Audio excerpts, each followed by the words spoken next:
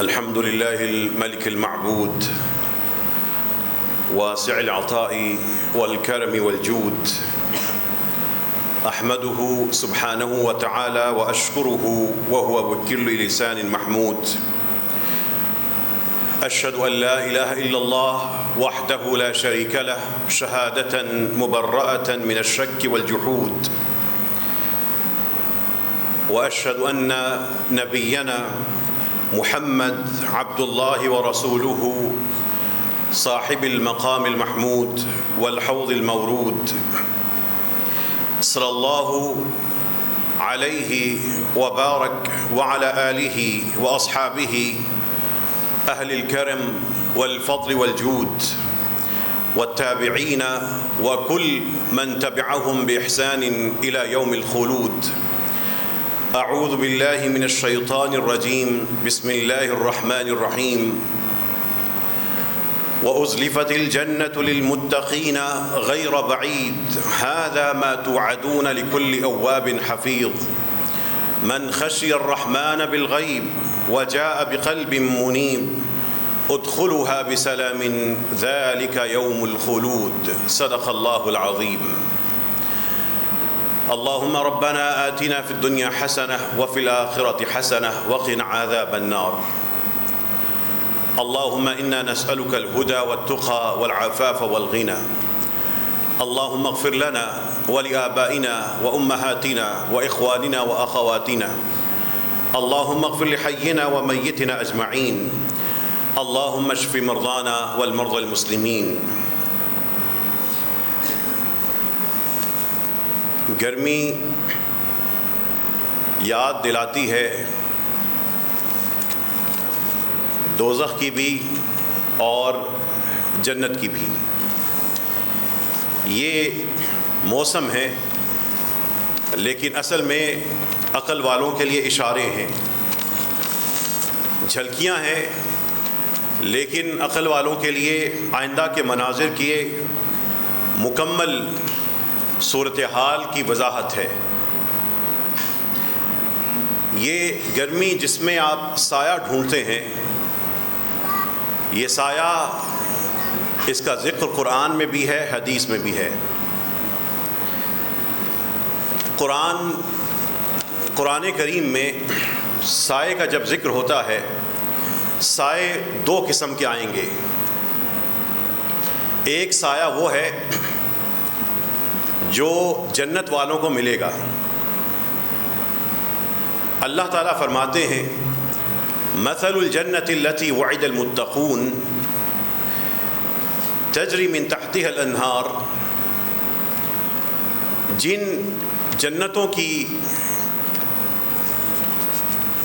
ضمانت تقوی اختیار کرنے والوں کو دی گئی ہے، وہ اس طرح کی ہے کہ ان کے نیچے سے دریا پھوٹ رہے ہیں. اکلھا دائم وظلھا. ان کے اس جنت کے پھل سدا کے ہیں اور اس کے سائے بھی سدا کے ہیں. مسلسل میٹھے اور ٹھنڈے سائے وہاں پہ ملیں گے. اور اللہ تعالیٰ ایک اور مقام پہ کہتے ہیں وَنُدْخِلْهُمْ ظِلًّا ظَلِيلًا. ہم ان اہل ایمان کو بڑی ہی گھنی قسم کی چھاؤں میں داخل کریں گے. اے اللہ ہمیں یہ درجات نصیب فرما. یہ اہل ایمان کے لیے سایوں کا وعدہ ہے. آپ دھوپ میں جیسے ہی جاتے ہیں، پہلی چیز جو آپ سوچتے ہیں آج کے موسم میں کہ سایہ کہاں ہے، نگاہیں تلاش کرتی ہیں. اور دھوپ سے نکل کے، اس عارضی سی دھوپ میں سے نکل کے جیسے ہی سایہ ملتا ہے تو ایک دنیا بدلنے کا احساس آتا ہے. ایک اور سایہ ہوگا، وہ دوزخ والوں کا سایہ ہے. اب آپ سوچیں گے کہ جو دوزخ میں جل رہے ہیں ان کا سایہ کہاں سے آئے گا؟ ایک آگ کے اندر سایہ کہاں سے ان کو ملے گا؟ لیکن قرآن کہتا ہے ان کو بھی ایک سایہ ملے گا. قرآن کہتا ہے وَأَصْحَابُ الشِّمَالِ مَا أَصْحَابُ الشِّمَالِ. ہائے وہ بائیں ہاتھ میں نامہ اعمال دیے جانے والے کتنے ہی بدقسمت ہیں وہ لوگ. ما اصحاب الشمال، عربی زبان میں اگر کسی چیز پر اس کی بلند رتبے پر یا اس کے گھناؤنے ہونے پر یا اس کے تلخ اور سخت ہونے پر اگر تبصرہ کرنا ہو تو اس کو ایک سوال کے انداز میں کیا جاتا ہے، مل قارعہ، تمہیں کیا پتہ قارعہ کیا ہے، تمہیں کیا پتہ ما اصحاب الشمال، کیا ہیں یہ بائیں ہاتھ والے۔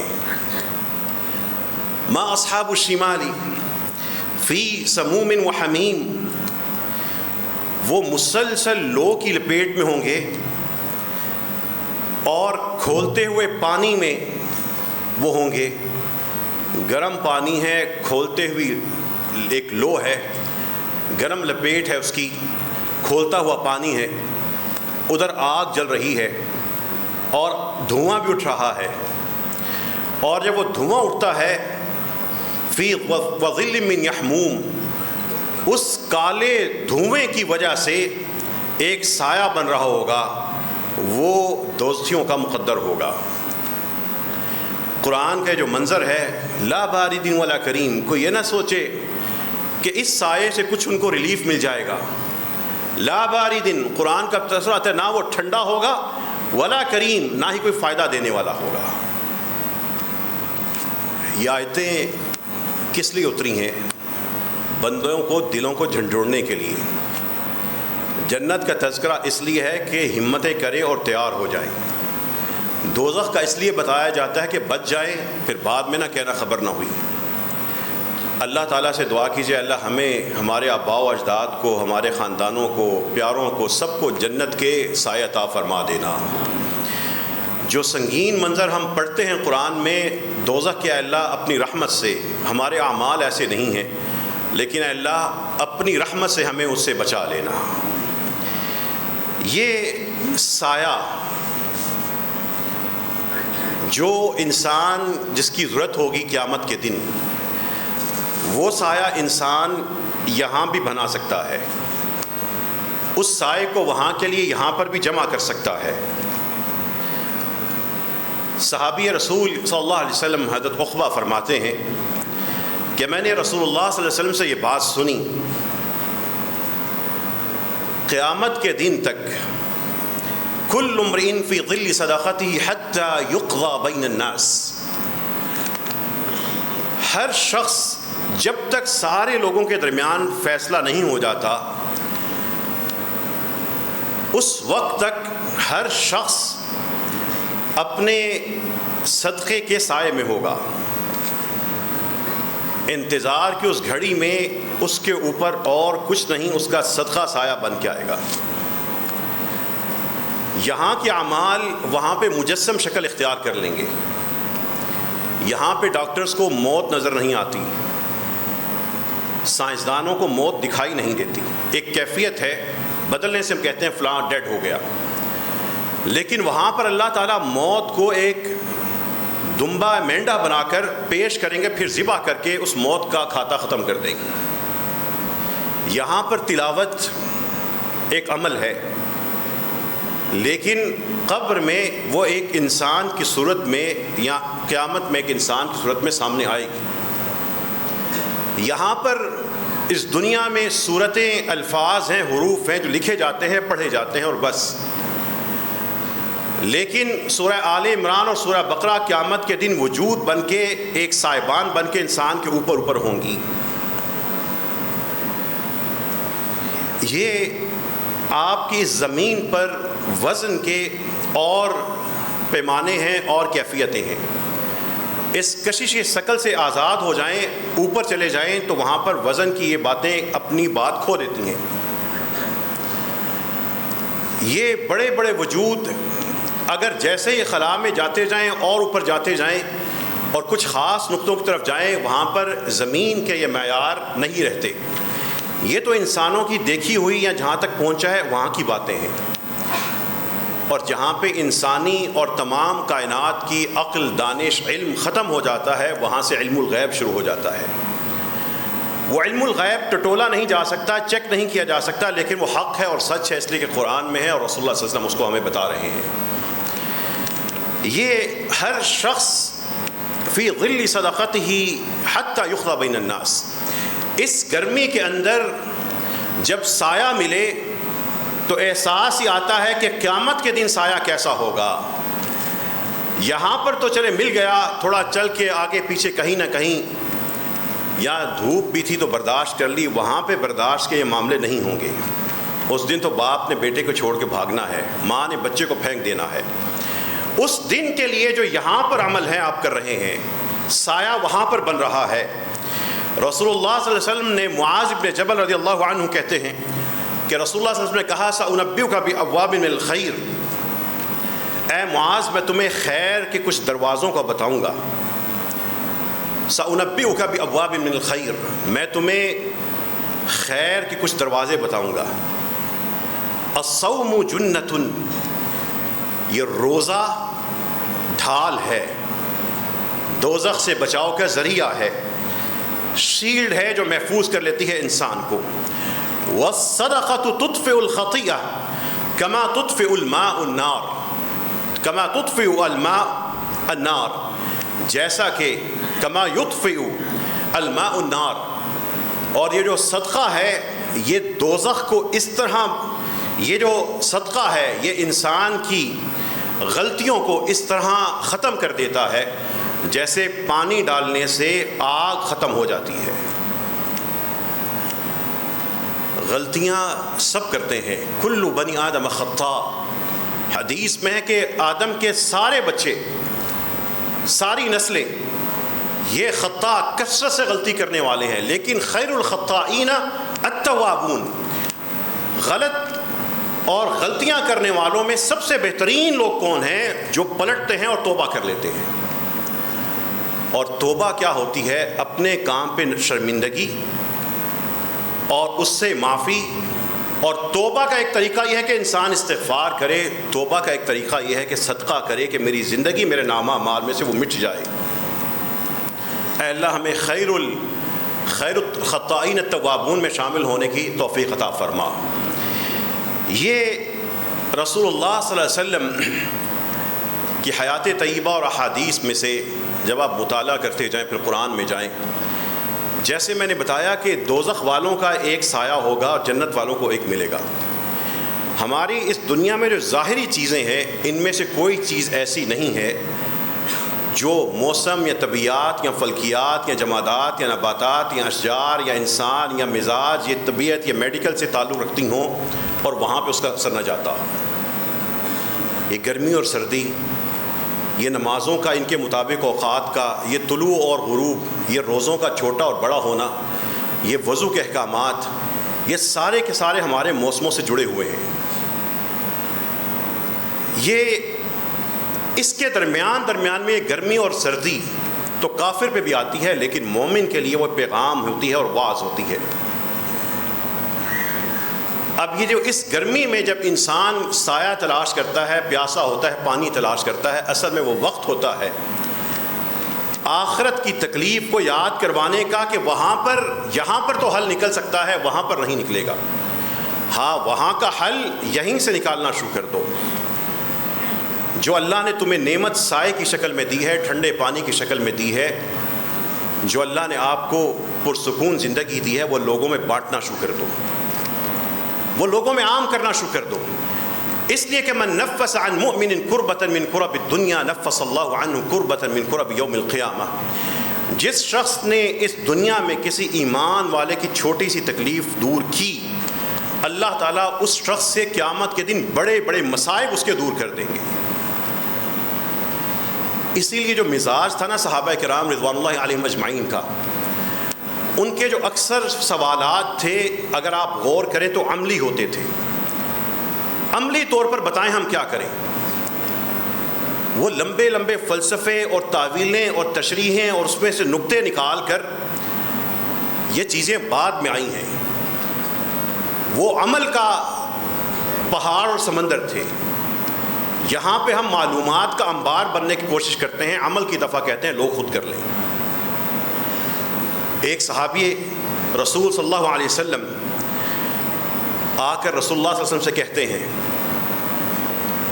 ماؤں سے اور باپوں سے اور اپنے آباء و اجداد سے محبت اس طرح ہوتی ہیں کہ اولادیں ان کے جانے کے بعد بھی ان سے وفادار زیادہ ہوتی ہیں۔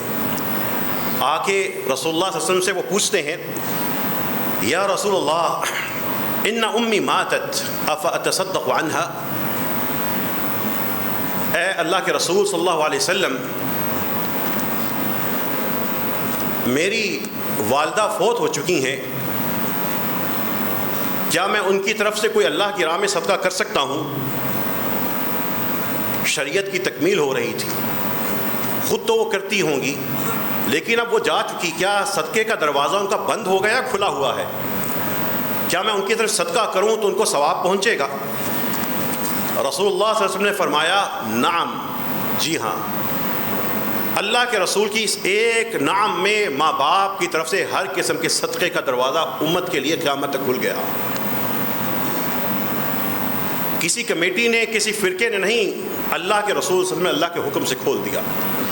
پھر انہوں نے پوچھا، فَأَيُّ الصَّدَقَةِ أَفْضَلُ، اے اللہ کے رسول صلی اللہ علیہ وسلم یہ بتائیے کہ میں ماں باپ کی طرف سے، ماں کی طرف سے صدقہ کرنا چاہتا ہوں، ان میں سب سے اچھا صدقہ کون سا ہے؟ آپ صلی اللہ علیہ وسلم نے فرمایا، سقی الماء، پانی کا پلانا، سقی الماء، پانی پلانا،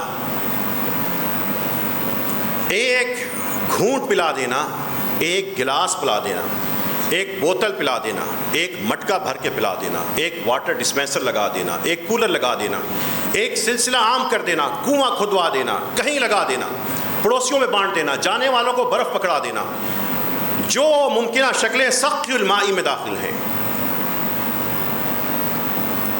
اب حدیث مکمل ہو چکی ہے، صحابی آ کے پوچھتے ہیں کہ میری ماں فوت ہو چکی ہیں، کیا میں ان کی طرف سے صدقہ کر لوں؟ اللہ کے رسول صلی اللہ علیہ وسلم فرماتے ہیں، جی ہاں کر لے، نعم۔ انہوں نے کہا، سب سے بہترین صدقہ کون سا ہے؟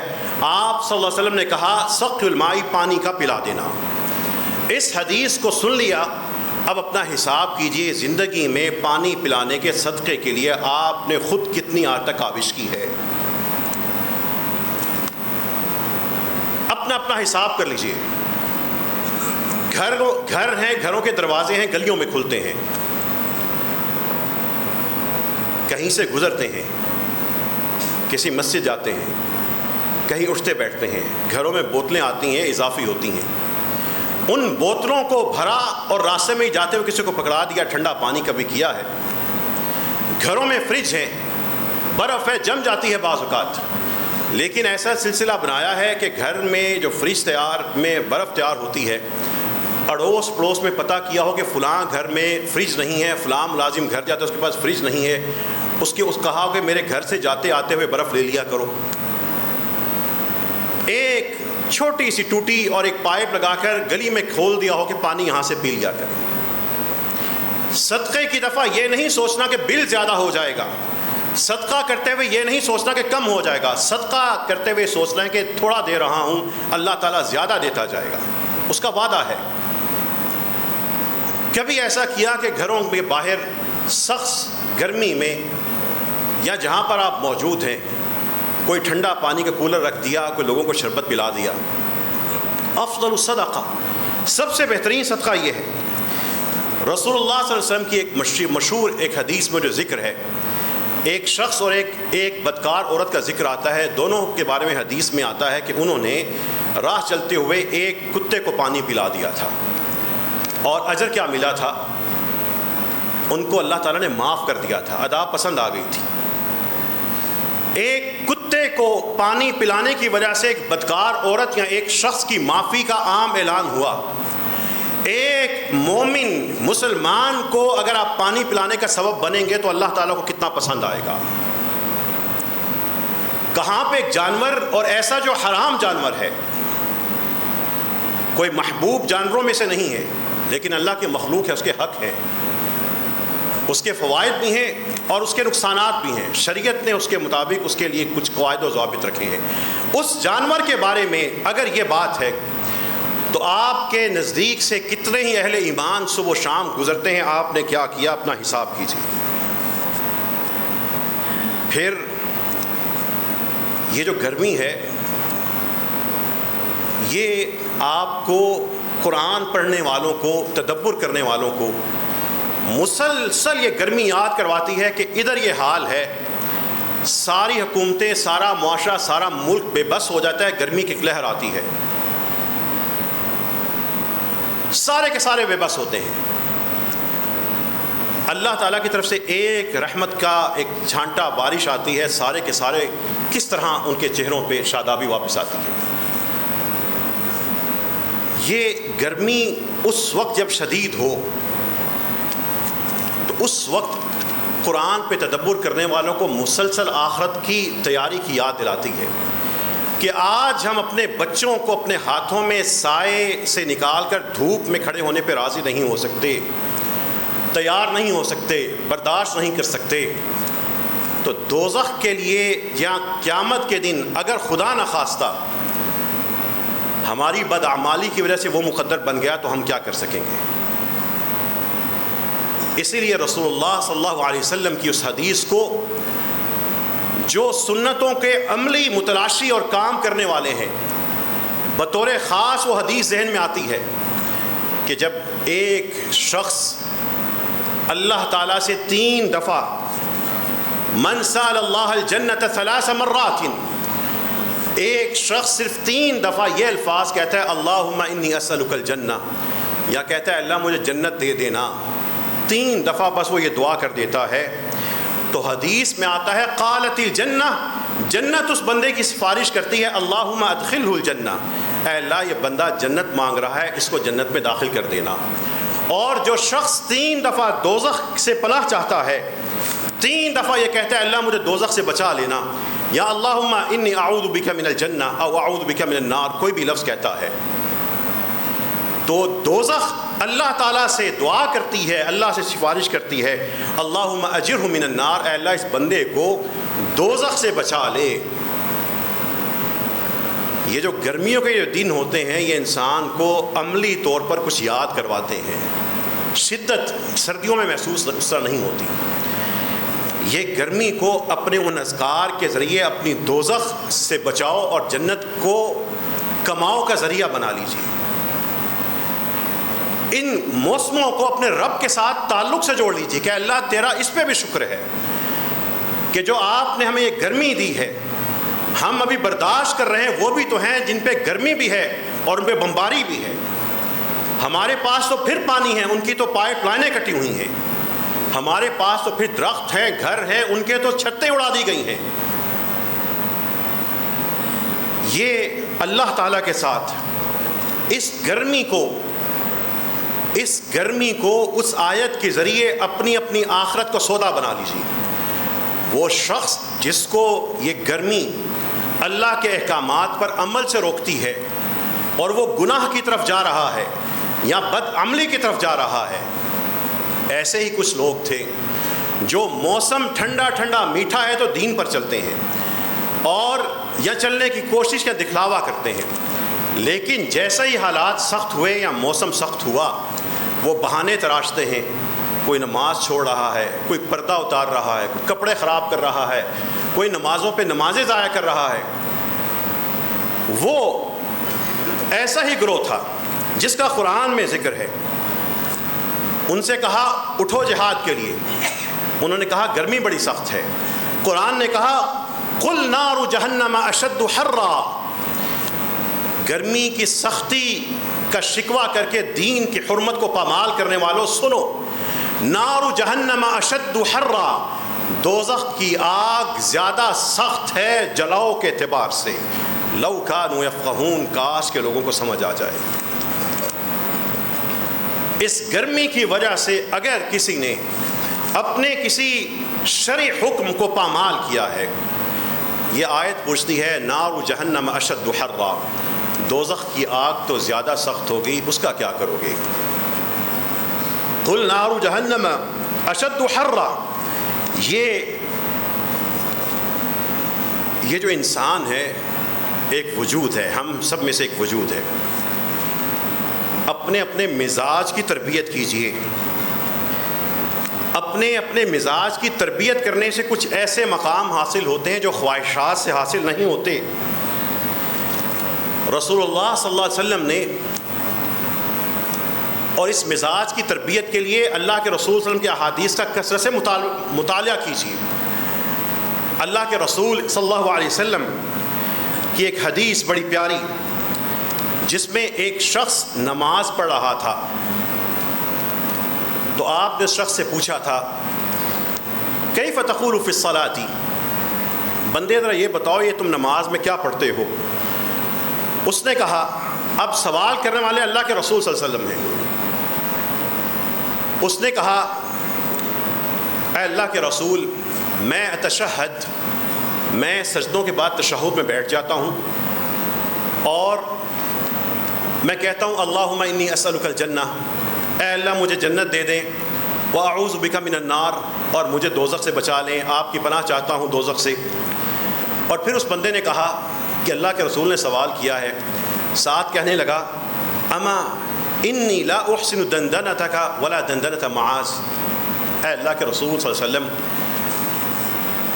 جس خوبصورت طریقے سے آپ نغمہ سرا ہو کے یہ دوزخ سے پناہ اور جنت کا سوال کرتے ہیں، میں اس طرح تو نہیں کر سکتا۔ میں اپنے انہی الفاظ میں سے اللہ تعالیٰ سے مانگتا رہتا ہوں۔ رسول اللہ صلی اللہ علیہ وسلم نے کہا تھا حولہا ندندن، یہ دندنا یدندن عربی کا بڑا ایک پیارا سا لفظ ہے، جو الفاظ کی سسراہٹ یا اس میں ایک نغمہ ہوتا ہے اور ریپیٹ ہوتا ہے۔ رسول اللہ صلی اللہ علیہ وسلم نے کہا حولہا ندندن، ہم بھی انہی موضوعات کے ارد گرد ہی اللہ کے سامنے اپنی التجائیں نغمے کی صورت میں رکھ رہے ہوتے ہیں۔ یہ اللہ کے رسول صلی اللہ علیہ وسلم کے جو جواب ہے، اب آپ کے لیے ایک سوال ہے، آپ سلام پھیرنے سے پہلے تشہد میں کیا اللہ تعالیٰ سے جنت مانگتے ہیں اور کیا دوزخ سے پناہ چاہتے ہیں، یا وہ ذکر آپ نہیں کرتے؟ تشہد کی ایک دعا نہیں ہے، دو نہیں ہے، تین نہیں ہے، بے حساب ہیں۔ وہ کھلا مقام ہے، جو مانگنا چاہتے ہو مانگ لو۔ ہمارے علماء کرام عام طور پر ایک یا دو دعائیں اس لیے یاد کرواتے ہیں بندوں کو کچھ تو آئے، وہ صرف پاسنگ مارکس ہوتے ہیں کہ کچھ تو کر لو، انتہا نہیں ہوتی۔ جس نے اپنی دعا کو، اپنی نماز کو مضبوط کرنا ہے، وہ اپنے سلام سے پہلے تشہد کی دعائیں وہاں پر جتنی یاد ہے پڑھتا جائے، درود پڑھ لیا، اور جو مسنون اذکار یاد ہیں پڑھیں، جو جنازے کی دعائیں ہیں وہ بھی پڑھیں، تاکہ سارے مرحومین کے لیے، جو سارے مرحومین ہیں ان کے لیے بھی آپ کی دعائیں تازہ ہوتی رہیں۔ یہ مزاج بنانا ہوگا۔ مزاج کی تربیت، جب آپ مسلسل مزاج بنائیں گے، محنت کریں گے، اپنی نیچر بنائیں گے، تو پھر معاذ ابن جبل سے سیکھیے رضی اللہ عنہ، فوت ہو رہے ہیں، اور معاذ ابن جبل کا دنیا سے جانا، بہت سے مصنفین نے اسے بہت شاندار قسم کی باتیں کی ہیں۔ جس دن رات کو فوت ہو رہے ہیں، پتہ ہے کہ اب سانس کٹ رہے ہیں، کہنے لگے اعوذ باللہ من لیلۃ صباحها الی النار، میں اللہ تعالیٰ سے اللہ تعالیٰ کی اس رات سے پناہ چاہتا ہوں جس کی صبح دوزخ میں ہو۔ جملہ دیکھیں ان کا، آج میری سانسیں کٹ رہی ہیں رات کو، میں اللہ تعالیٰ سے اللہ کے حضور یہ دعا کرتا ہوں کہ اللہ اس رات سے مجھے پناہ دے دے جس کی صبح دوزخ میں ہو۔ اس جملے میں اپنا حساب کیجئے ہم کیا کر رہے ہیں۔ پھر کہنے لگے مرحبا بالموت، یہ جو موت آ رہی ہے اس کو خوش آمدید، حبیبا جاء علی فاقۃ، اس میرے محبوب کو خوش آمدید جو اس حالت میں آیا ہے کہ میرے پیٹ میں کچھ نہیں ہے، میں بھوک کی حالت میں، فاقے کی حالت میں ہوں۔ پھر کہنے لگے اس رات میں اللہم انی کنت اخافک وانا اليوم ارجوک، اے اللہ آج سے پہلے ساری زندگی تیرے سے ڈر کے گزری ہے، تیرے ڈر میں گزری ہے، لیکن اے اللہ آج تیرے سامنے امید لے کر کھڑا ہوں، والیوم ارجوک، اور آج تیرے سامنے میں امید لے کے کھڑا ہوں۔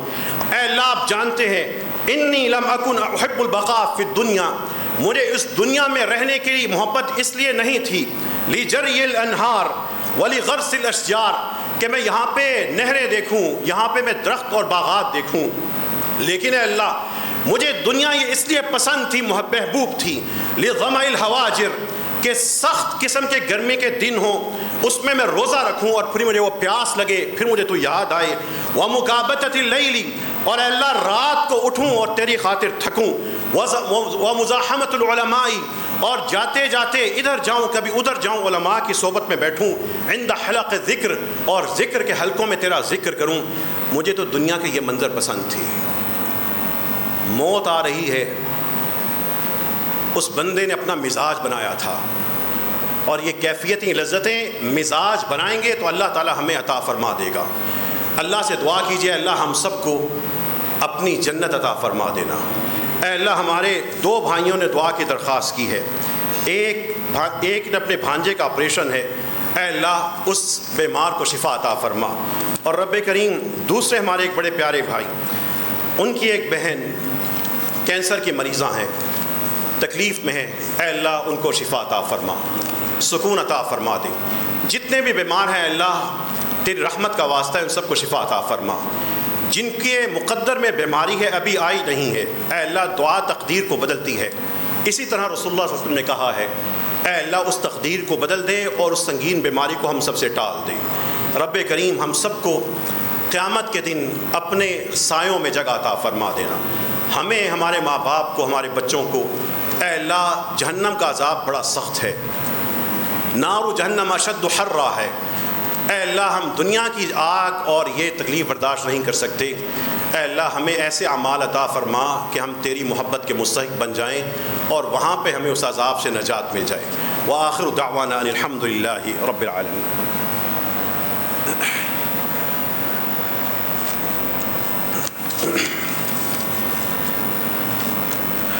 اللهم لك الحمد كما ينبغي لجلال وجهك وعظيم سلطانك، اللهم لك الحمد حمدا كثيرا طيبا مباركا فيه، اللهم صل على نبينا محمد، اللهم بارك على نبينا محمد۔ نبی اکرم صلی اللہ علیہ وسلم کا فرمان آپ نے سن لیا، بہترین صدقہ پانی پلا دینا ہے۔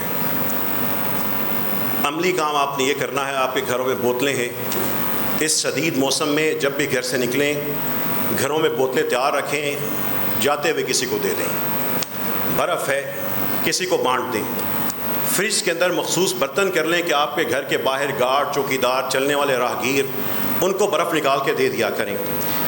آپ کا شہر گرم ہو رہا ہے، اس کی وجہ درختوں کی کٹائی ہے، اور سب کہتے ہیں کہ موسم گرم ہو رہا ہے، ہم جنگلات ختم کر رہے ہیں، اور سب درخت کاٹنے کے سبب بھی ہیں۔ اجتماعی طور پر، انفرادی طور پر جگہ جگہ درخت لگائیں، گھروں کی چھتوں کے اوپر بہترین قسم کے نظام موجود ہیں۔ اپنے اسلام آباد کے شہریوں کو کرنا یہ چاہیے کہ اس شہر کی خوبصورتی اور جمال کو واپس لانا چاہیں تو ہر چھت کے اوپر دو کم از کم بڑے بڑے درخت لگوائیں، اور بڑے گملوں میں لگ سکتے ہیں۔ یہ موسم ورنہ مزید عذاب بنتا جائے گا۔ آپ کے گھر کا دروازہ ہے، اس گھر کے دروازے پہ پانی کا کچھ تو سبیل فراہم کریں۔ آپ کے گھر کے دائیں بائیں کچھ ایسے لوگ ہوں گے جن کے گھروں میں فریج نہیں ہے، پتہ کریں ان کو صبح شام کوئی نہ کوئی برف دینا شروع کر دیں۔ آپ کے جاننے والوں میں ایسے غریب لوگ ہوں گے جن کے گھروں میں پنکھے نہیں ہوتے، آتی ہیں ہمارے پاس بیوائیں، یتیم بچے آتے ہیں، بتاتے ہیں کہ ہمارے گھروں میں پنکھا نہیں ہے، ان کو پنکھا لے کے دے دیں، یہ بھی صدقہ ہے۔ ایسے محنت کش لوگ ہوں گے، بڑی مشکل سے ان کی روٹی پوری ہوتی ہے، لیکن گرمیوں میں ان کا بل زیادہ آتا ہے۔ محبت یہ بھی ہے کہ اسے کہیں اپنے بجلی کا بل تو دو، اس کا سارے کا سارا بجلی کا بل اتار دیں، تاکہ وہ جو رزق حلال کمانے والا جو بڑی مشکل سے گزارا کر رہا ہے وہ اس تکلیف سے گزر کے اپنی روٹی پھر پورا کر سکے۔ ایسے لوگ آتے ہیں جو آ کے بتاتے ہیں کہ گھر میں سلائی مشین تھی، بجلی کا بل زیادہ آیا، میٹر اترنے کا ڈر تھا، مشین بیچ دی، بے روزگار ہو گئے۔ موٹر سائیکل بکتے ہیں، جن کے وسائل روزگار کے ہوتے ہیں، اس بجلی کے بل کی زیادتی کی وجہ سے آتے ہیں اور آ کر بتاتے ہیں کہ روزگار چھن گیا، اب فاقہ آ گیا۔ یہ ایسے لوگوں پہ ارد گرد نظر رکھیں۔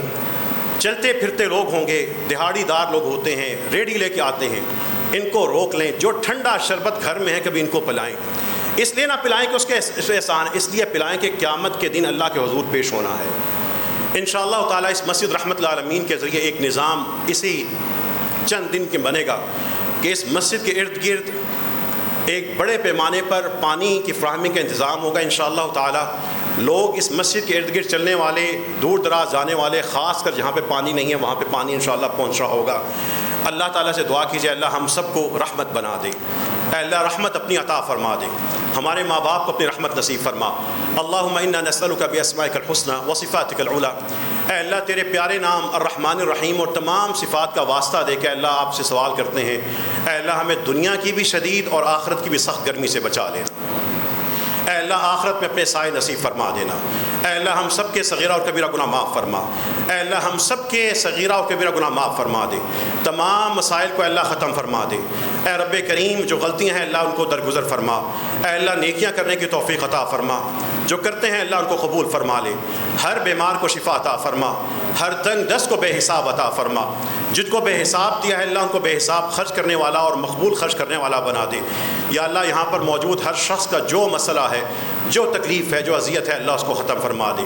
اے رب کریم ہم سب سے راضی ہو جا، اے اللہ ہم سب کو اخلاص پہ قائم رکھنا، اے اللہ ہم سب کو اپنے دین پر عمل نصیب فرما، اے اللہ ہم سب کو مقیم الصلاۃ بنا دے، محسنین میں شامل فرما دے، مبارکین طیبین میں شامل فرما دے، اے اللہ ہم سب کو قرآن پہ تدبر اس پہ عمل نصیب فرما، اے اللہ یہاں پر موجود ہر شخص کو کعبۃ اللہ کی زیارت نصیب فرما، عمرہ نصیب فرما، رب کریم گناہوں سے بچا لے، جو دوزخ کی طرف لے جانے والے ہیں اللہ جو ہمارے گھروں میں کام ہیں اپنے ہاتھوں سے کرتے ہیں اللہ ان کو ختم فرما، رب کریم ہر بیمار کو جو تڑپ رہا ہے اس کو سکون عطا فرما، ہر مظلوم کو جو ظلم برداشت کر رہا ہے اللہ اس کا سہارا بن جا، اہل اس غزہ کی مدد فرما، اہل غزہ کی مدد فرما دے، اے اللہ ان کے لیے آسانیوں کے دروازے کھول دے، اے رب کریم جو ان کی مدد کر رہے ہیں ان کی مدد فرما، جو غافل ہیں اللہ ان کو ہوش عطا فرما، رب کریم یہاں پر موجود ہر شخص کو کسی بھی سنگین بیماری اور حادثے سے بچا لے، سنگین بیماری اور حادثے سے بچا لے،